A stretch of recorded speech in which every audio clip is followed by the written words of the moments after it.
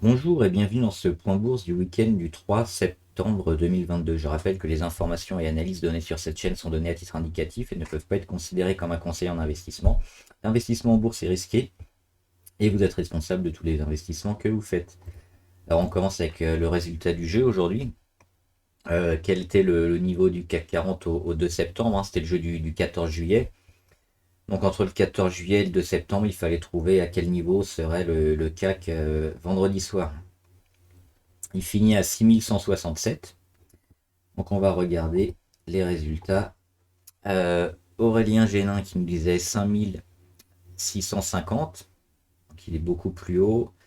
Ensuite moi j'avais dit 6112. Michael 6120.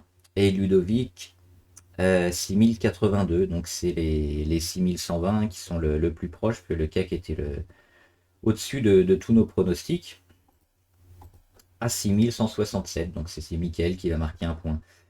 On va regarder, alors avant de faire le focus CAC 40, on va faire les actions qui sont crack ou crack, hein, qui ont des possibilités d'exploser assez rapidement. Alors j'en ai mis pas mal dans la liste, il y en a qui sont encore en attente, qui sont pas sur les points de sauter. On va regarder juste quelques-unes qui sont intéressantes. Avancium, c'est pas encore le cas, mais elle commence à donner des signes intéressants avec des beaux pics de volume et surtout son support des 2,82 confirmé. Donc là, on est encore être dans une tendance un peu négative parce qu'on a buté sur la moyenne à 200, mais c'est à surveiller. Je refais pas celle que j'ai fait récemment, hein, vous regarderez les autres vidéos. Fugro, elle est en mode crack avec un K, hein, parce qu'elle est en petite correction pour le moment. Elle a mis ses deux points hauts là, depuis elle est en dessous, elle corrige où probablement vers les 10,7 qui sont un vrai support intéressant pour la valeur, hein. Et si on y retourne, bah c'est pareil, dans quelques jours, on aura peut-être la convergence avec la moyenne à 200. Donc moyenne à 200 plus support à 10,7, ça peut refaire partir le titre. Pour l'instant, il y a certainement une phase de correction et de congestion qui va se passer entre ces 10,7 et les 13. Donc négatif. Genomic Vision aussi, elle sera intéressante quand elle viendra casser les 0,1154. Donc on la surveille. Groupe Pizzorno craque avec un K aussi, ça descend. Ça descend pourquoi? Il y avait le support ici des 38. Avec la moyenne à 200, lâché et on étire les Bollinger, on va en dessous, on continue de suivre l'oblique de fin d'hémorragie, donc c'est très négatif pour Pizzorno. Le support, il est probablement ici sur les 29,8, hein, à voir dans les prochains jours. Groupe OK Wind, c'est les panneaux solaires, je crois, panneaux photovoltaïques. Ça marche bien, ça marche bien. Alors c'est très récent, hein, l'introduction elle était ici cet été, stable. Il s'est passé pas grand chose pendant quelques jours et puis là ça a bien fonctionné, hein, fin août, début septembre, ça explose. Alors est-ce que ça vaut le coup de se placer sur la valeur? Pourquoi pas? Parce qu'on voit qu'il y a des volumes assez intéressants, hein, qui ont dépassé les niveaux de l'introduction, donc ça c'est plutôt bon. On est monté bien haut. Alors, peut-être pas toute la ligne de ce qu'on veut mettre, hein, sur OKWin, parce qu'on va peut-être avoir une petite phase de correction après. Mais là, on a la MACD toujours ascendante, les volumes, sauf sur la dernière, hein. La dernière était un peu moins importante. Mais on reste toujours au-dessus des Bollinger, donc c'est une action intéressante. Je crois que je sais plus qui est-ce qui nous l'avait proposé. Il nous l'avait proposé mardi ou lundi ou mercredi, je crois, par là, dans ces eaux-là, entre les 12 et les 13. Donc c'était intéressant à prendre. Ça l'est toujours maintenant, mais à voir dès lundi, parce qu'il n'y a pas beaucoup d'actions, d'opportunités vachement intéressantes en ce moment. On est plutôt dans une phase de correction. Opium, c'est la même chose. Opium, elle redevient intéressante. Pourquoi? Parce qu'on a des volumes un peu tous les jours. Avant, on avait souvent des trous, hein. C'était une journée où on avait un pic de volume. Là, on commence à avoir des volumes continus. Ça, c'est bien. Elle travaille sa moyenne à 200. Pour l'instant, elle reste au-dessus, c'est bien aussi.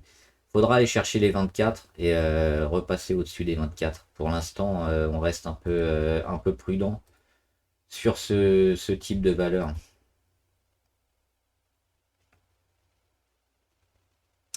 On avait Morfield Group. Alors vachement intéressant, pourquoi? Alors c'est une penny, on est à moins d'un euro, donc on fait attention aussi. Avant, il y avait quoi? Des gros pics de volume avec des mèches hautes. On le voit ici sur la journée du 16 ou du 17 février. Hop, grosse mèche haute.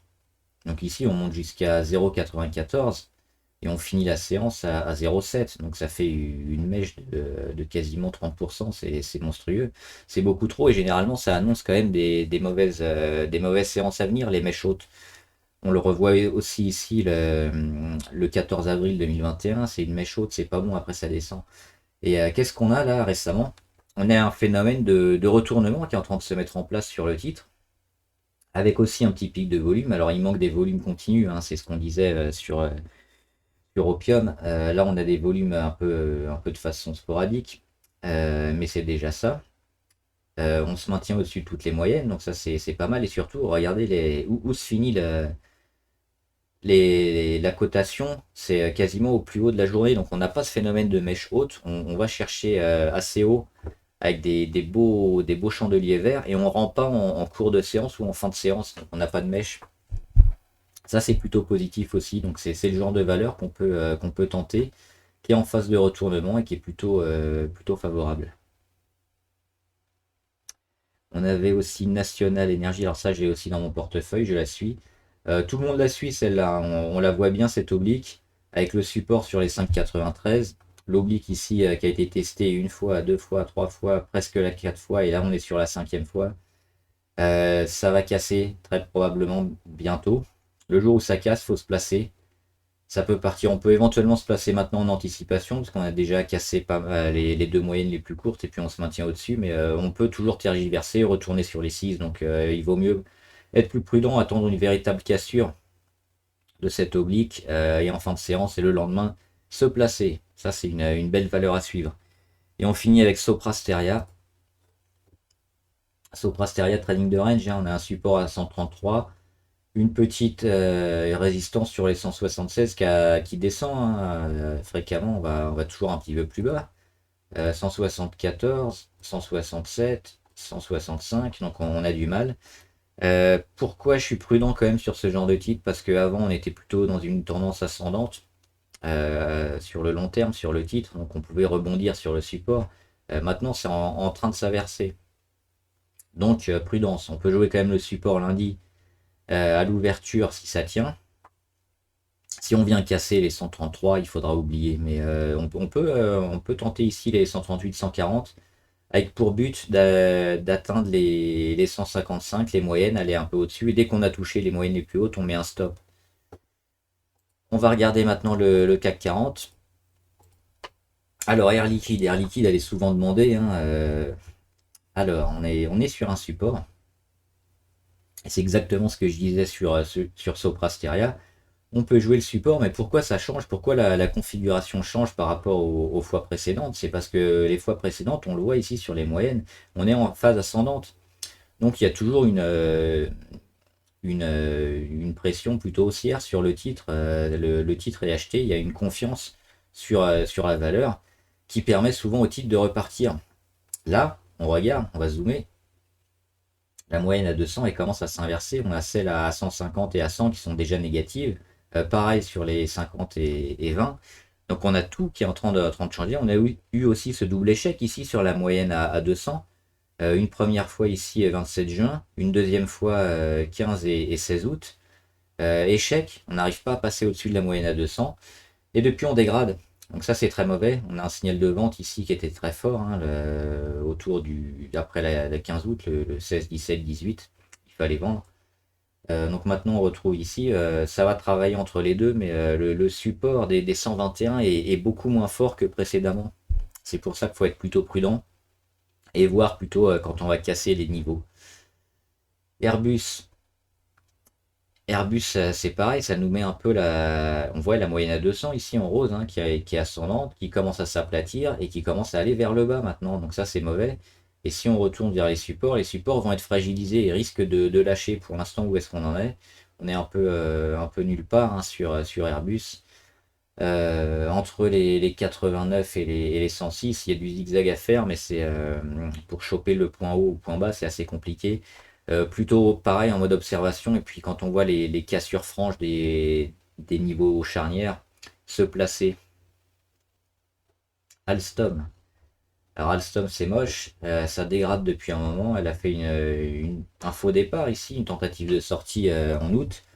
On a le support des 19,47 qui doit tenir, et puis petite phase de congestion entre les 19,47 et les 22,40. À voir si ça tient et si ça casse vers le haut, ce sera positif. Sinon, si on casse les 19,47, retour à la casse départ et à la correction qui se continue sur Alstom. ArcelorMittal, c'est pareil, on est en phase de correction et puis on voit cette moyenne à 200 qui s'inverse vers le bas.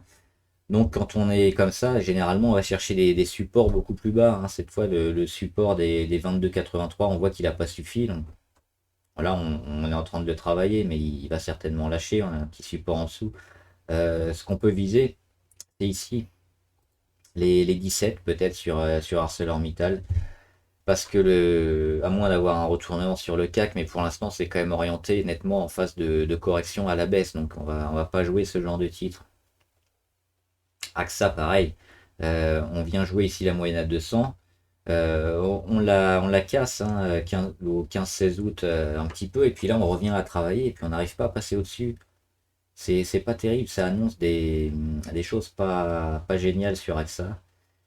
Donc là, il y a surtout beaucoup d'observations à faire hein, sur les valeurs et pas véritablement de prise de position et d'achat à faire. On peut tenter ce qu'on avait vu tout à l'heure sur Crack ou Crack, il y a pas mal d'actions qui sont intéressantes. Mais sur les grosses valeurs, on va plutôt être en mode prudent. BNP Paribas.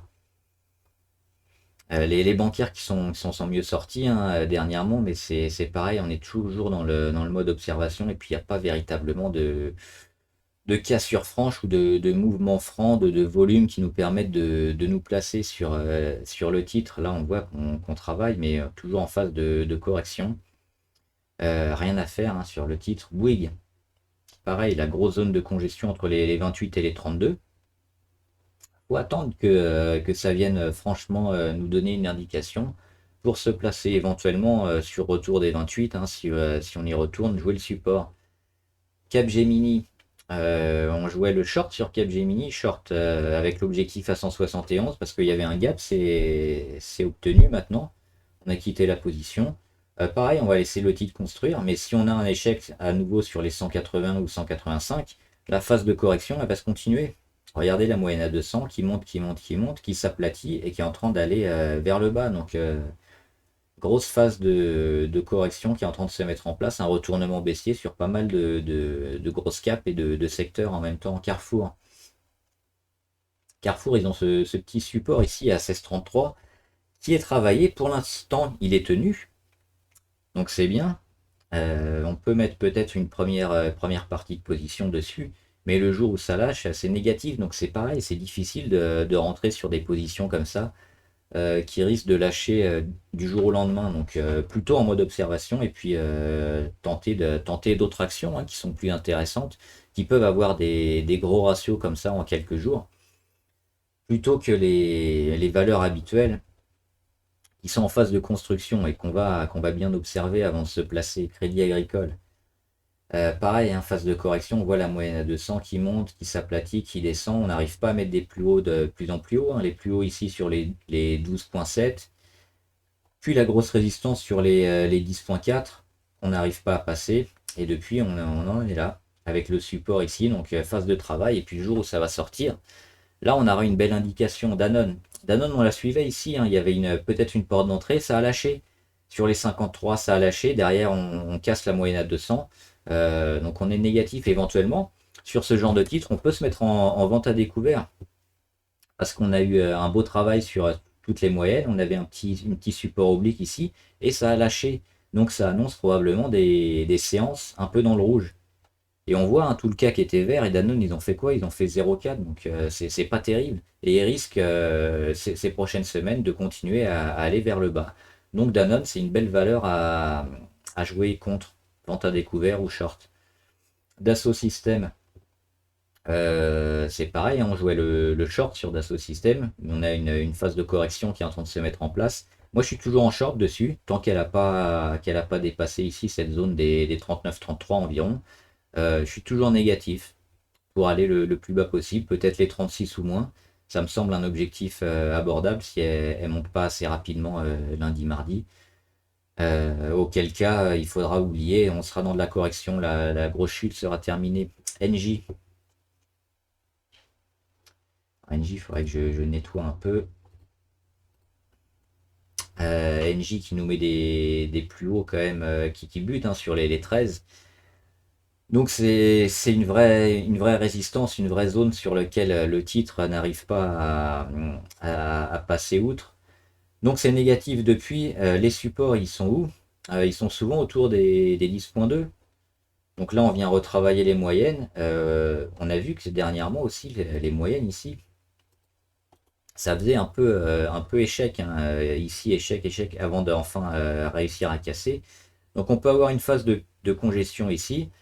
Et c'est cette phase de congestion sur les 11.5 qui vont nous indiquer si on va réussir à repartir vers le haut pour viser les 13 ou au contraire d'aller vers les 10. Là, on est plutôt en phase de correction, donc on aurait tendance à être prudent.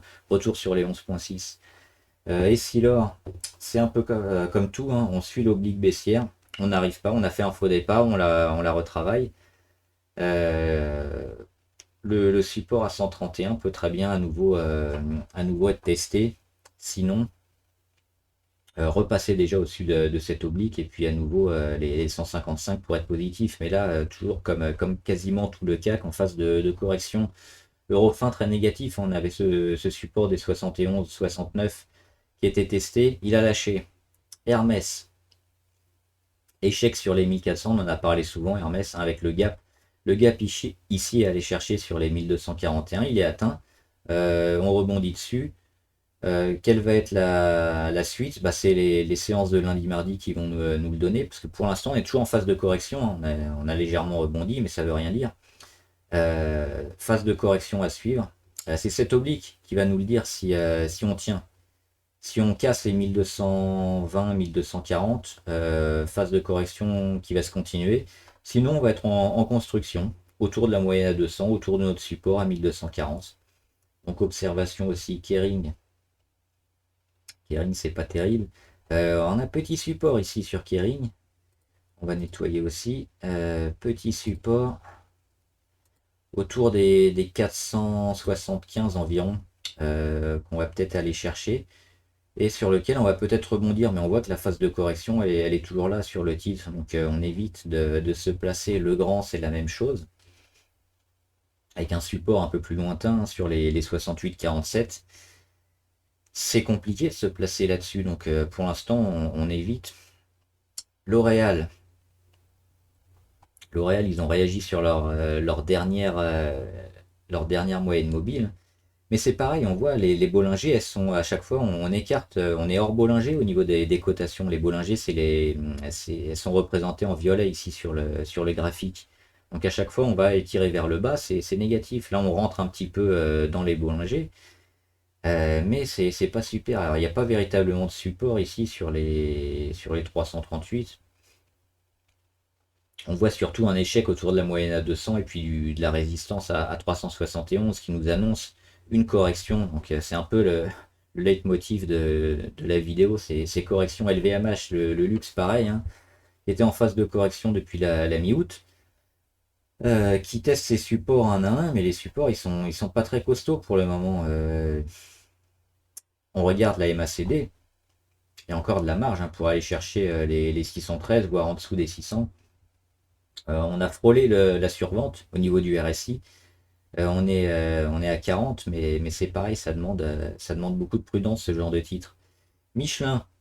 Michelin, ils sont un peu plus intéressants parce qu'eux, ils sont ici sur leur support à 23,96. On a méché en dessous, et pour l'instant, on le tient. Donc ça, c'est pas mal.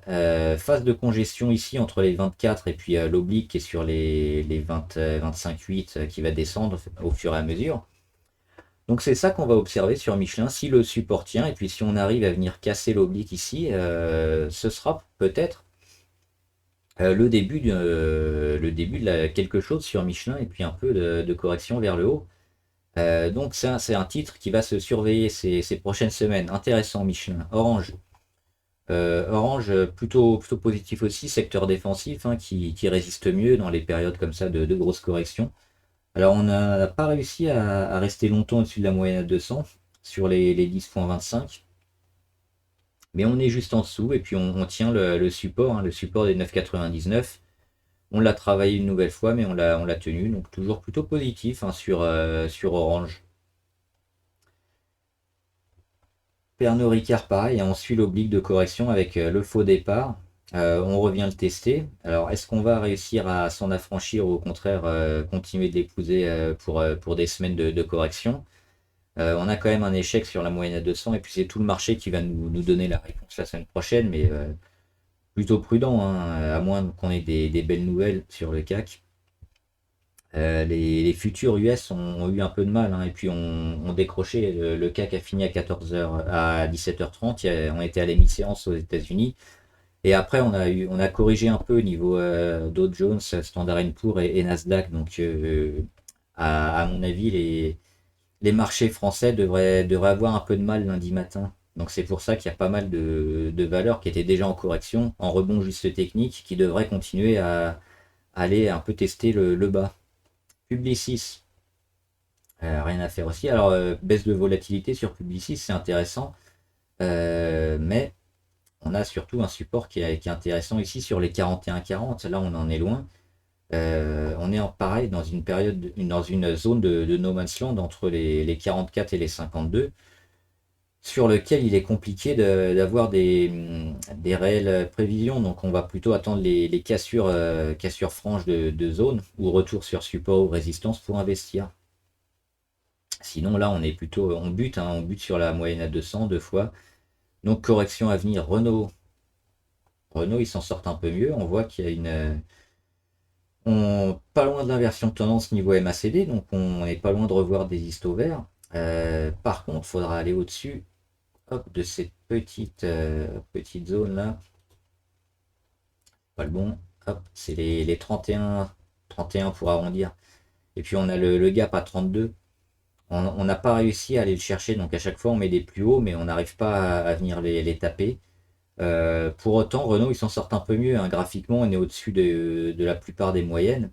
Donc si on tient ces niveaux-là, ces niveaux autour des 27,50 environ, à moyen terme, on est plutôt bon pour Renault. Il faudra un catalyseur et que quelque chose un peu nous donne une tendance sur le CAC ou sur Renault en particulier. Mais là, on est en phase d'attente, hein. Safran. Safran, c'est assez négatif aussi, parce qu'on a cassé une nouvelle fois la moyenne à 200. Et regardez les plus hauts, on est à 125, on reteste les 125 échecs. Après, on est ici sur les 121 échecs, 116 échecs, ici 113. Les plus hauts sont de plus en plus bas, donc on a un vrai canal baissier sur le titre, dont on n'arrive pas à s'extirper. Donc pour l'instant, Safran, c'est négatif. Saint-Gobain, je suis toujours en short sur Saint-Gobain. J'avais fait pas mal de vidéos, je me répète pas, hein, tant qu'on ne dépasse pas les 41-16 environ. La tendance elle est toujours dégradée sur Saint-Gobain. Regardez, on est dans le bas de la figure, on a étiré les Bollinger vers le bas, on est en dessous de toutes les moyennes mobiles qui sont à la baisse. On n'a pas encore été en survente, mais si on y retourne, jackpot, hein, sur le short. Pour l'instant, on tient et on rachète pas. Négatif sur Saint-Gobain. Sanofi. J'ai déjà fait un Sanofi, il ne se passe rien ici, on travaille le support. Mais on est relativement négatif sur le titre. Si on veut investir sur Sanofi, il y aura probablement une porte d'entrée sur un décrochage à prévoir sur les 78, voire sur les 70. Sinon, il y aura d'autres valeurs intéressantes à jouer maintenant, hein. Sanofi, c'est pas la plus intéressante. Schneider Electric. Schneider, elle a tenté ici, on voyait avec ses obliques, hein, c'est un point d'impact, 2 points d'impact, 3 points d'impact, c'est une oblique pertinente, on la casse, on commence à travailler, mais malheureusement, faux départ parce qu'on revient à travailler encore cette oblique-là en rouge. On n'a pas réussi à dépasser la moyenne à 200, donc pareil, la moyenne à 200 qui monte, qui monte, qui monte, qui s'aplatit et puis qui commence à descendre. Donc ça c'est mauvais, on va donc regarder vers le bas et les supports qui ont été intéressants ces derniers temps, les supports intéressants, il est là. autour des 106, 106, 110. C'est par là que le titre est attiré pour le moment. Donc on va attendre, laisser plusieurs jours, plusieurs semaines. Et puis quand on sera sur ces niveaux-là, parce que ça peut toujours remonter, mais il y a peu de chances qu'on casse tout vers le haut. Schneider, ça s'achète ici, hein, sur les 110. Société Générale, j'en avais déjà parlé dans la vidéo de vendredi, avec le relèvement, hein, de Bank of America. Plutôt positif sur les bancaires, mais dans une optique moyen-long terme.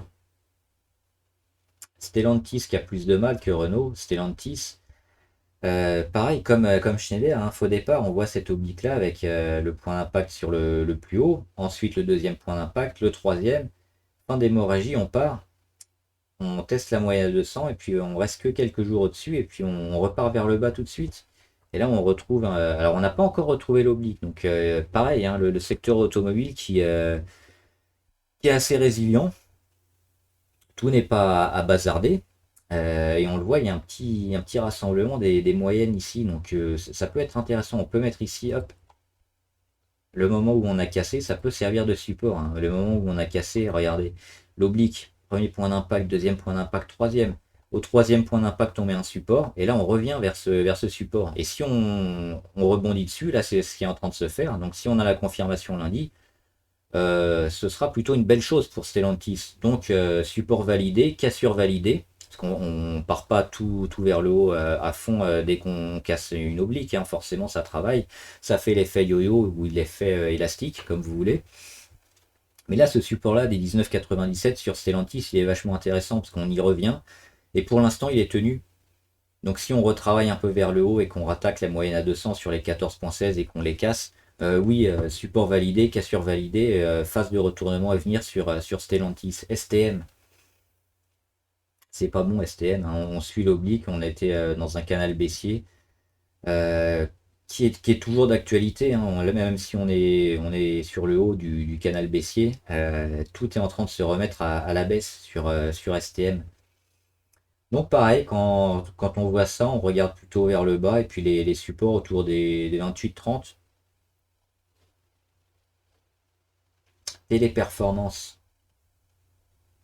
c'est exactement la même chose, hein. On a des configurations qui sont identiques sur pas mal d'actions du CAC, hein. C'est ces cassures qui sont faites en juillet et cet échec sur la moyenne à 200. Et là, on revient sur des niveaux pivots. On est même revenu en dessous de l'oblique sur Téléperformance. Support quand même qui tient, hein. Le support ici, les 272.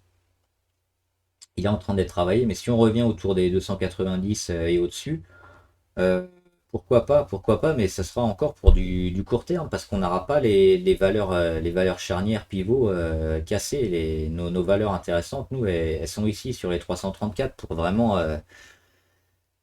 se mettre à l'achat avec beaucoup de confiance. Là, on est plus dans du rebond technique, dans du trading un peu court terme, parce que les tendances, elles sont en correction. Et on n'a pas vraiment de visibilité. Donc on en est là, on est dans du court terme pour le moment. Thales, Thales défensif aussi, ça tient plutôt bien. Thales, euh, on n'arrive toujours pas à casser les 129, hein, mais on tient, on accumule, on se maintient au-dessus. Pendant ce temps-là, les moyennes les plus courtes, les plus longues, pardon, sont en train de remonter. Il n'y a rien à faire sur le titre, il n'y a pas de signal, que ce soit d'achat ou de vente, hein. Pour l'instant, ça accumule ici autour des 117. Il faudra attendre pour véritablement se replacer. Par contre, si on est déjà en position, on surveille bien les 107-110, hein, qu'il ne faudra pas casser, sinon on va être négatif. En dessous des 110. Total, Total énergie. C'est la même chose, on a un premier point d'impact ici, un deuxième de correction, et puis surtout cette oblique ici pour recharger à 48, je l'ai déjà dit pas mal de fois sur Total, c'est ici qu'il faut acheter Total, hein, sur les 48-30. Mais là, elle est en train de, si on regarde la MACD, de corriger, mais de corriger pas plus que ça, hein. À chaque fois qu'elle corrige, elle réagit bien. Total, on regarde. Extrêmement résiliente, hein. Là, on a le creux Covid sur les 19, et puis elle donne souvent un bon dividende Total tous les 3 mois. C'est une valeur forte, mais qui commence, enfin, qui est toujours dans sa phase de construction. Donc pas de prise de position. On est en mode observation. Unibail. Unibail, pourquoi je l'ai conseillé dernièrement dans les commentaires? Parce qu'elle a une valorisation assez un peu plus basse, hein. On va regarder en hebdomadaire. Unibail, elle retrouve des niveaux ici, des niveaux qui ont été achetés, hein, sur les 48,50. Ici, voilà. On voit cette zone énormément travaillée en 2020, sur lequel on avait explosé avec la reprise du vaccin, je crois. Courant, ça devait être novembre, ouais, c'était novembre, l'annonce du vaccin Covid. On était reparti au-dessus, et puis là, on a méché. On voit, on a méché ici sur les 45-40. Donc c'est une zone de valorisation qui est plutôt intéressante à long terme, hein, sur Unibail. Elle a énormément perdu, hein, depuis un moment. On était sur les 190. Hop, on va regarder ici au plus haut. 191, on a perdu 85% de la valeur. C'est monstrueux en 4 ans. Et puis depuis, on commence à arrêter de perdre. On le voit ici avec la reprise Covid et puis la correction. C'est vraiment une zone qui peut se jouer pour du long terme sur Unibail. On va repasser en journalier. Donc c'est cette zone-là, hein, des 45, 45-50 qu'on peut tenter. Si on passe en dessous des 45, ce sera pas bon. À court terme, qu'est-ce qu'on regarde? La MACD. Quand on commencera à avoir des istos verts, ce sera bon signe, hein. Faudra se placer. Pour l'instant, la correction est peut-être pas terminée. On pourra retourner une nouvelle fois sur les 45 euros. Et donc, phase de retournement, niveau MACD, qui nous donnera le signal d'achat. Veolia, Veolia, j'en avais déjà parlé vendredi, je répète pas, on est plutôt positif, on est sur support. Un support qui tient. Donc, on a une belle zone d'achat ici sur les 22. Vinci, Vinci qui sont toujours assez résilients, hein, qui corrigent, pas à plat, mais presque. On a quand même cette résistance à 94-95 environ, qui est compliquée à passer pour le titre. Qu'est-ce qu'on va surveiller pour se replacer sur Vinci? Un beau pic de volume qu'on n'a pas dernièrement, hein. Les volumes sont assez bas. Alors il y avait le gap, hein, qui était. Moi j'avais quitté la position parce que j'avais vu un gap ici, qui allait être comblé, c'était une quasi-certitude. Donc j'avais pris mes profits ici sur l'échec après des 94. Euh, on a comblé le gap ici, le 29 août. Et depuis, on construit. Donc pas de signal d'achat, pas de signal de vente. La valeur est en phase de construction, donc on surveille. Pour l'instant, il ne se passe rien. Il faudra voir au niveau des indicateurs, que ce soit MACD, RSI. Là, il n'y a pas grand-chose d'intéressant à voir sur le titre. Donc c'est pareil, on est en mode observation. C'est aussi ça le trading. On n'investit pas à chaque fois comme des ânes, sur tout et n'importe quoi. Il y a une grosse phase d'observation et puis à délimiter un peu les niveaux pivots. Et puis quand ça vient, bah, on ne trade pas à l'émotion, on trade parce qu'on a vu, et on a travaillé avant.